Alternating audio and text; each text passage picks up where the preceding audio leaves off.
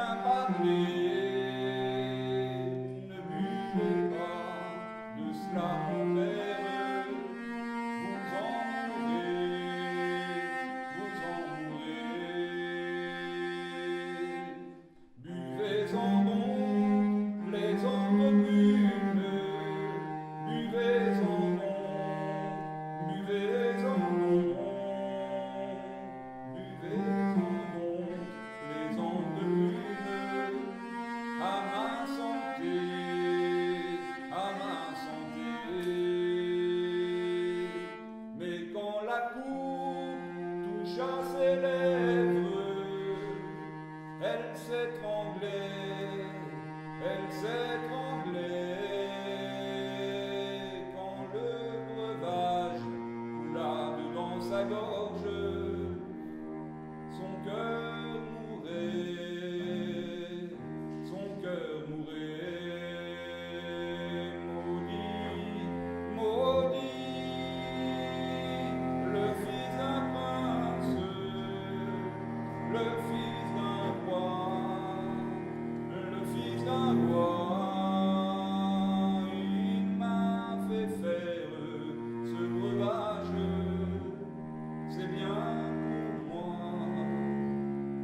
c'est bien pour moi.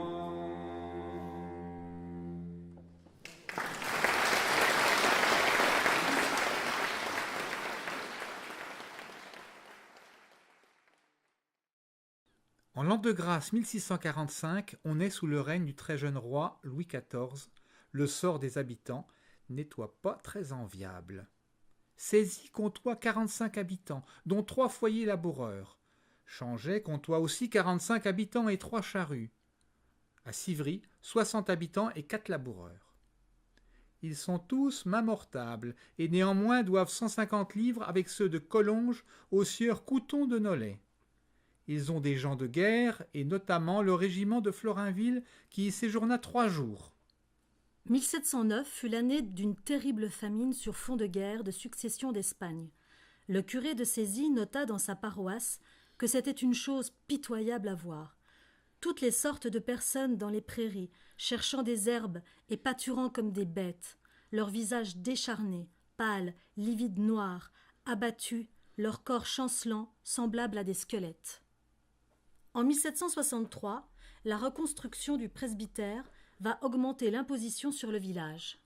En 1789, la paroisse est l'une des plus pauvres de l'Autunois, sans foire ni marché. Les terrains sont sablonneux, arides et de petits rapports. Il n'y croit que du seigle, quelque peu de froment dans les ouches et les meilleures terres, et des carémages en très petite quantité. Les gardes et la justice ont bientôt dévoré le prix du bétail, au point qu'il vaut mieux pour les maîtres l'abandonner que de le reconnaître. Autre inconvénient des 10 seigneurs, ils font tuer les chiens et prendre les fusils, de sorte que les loups et autres bêtes dangereuses font impunément tout le dommage imaginable.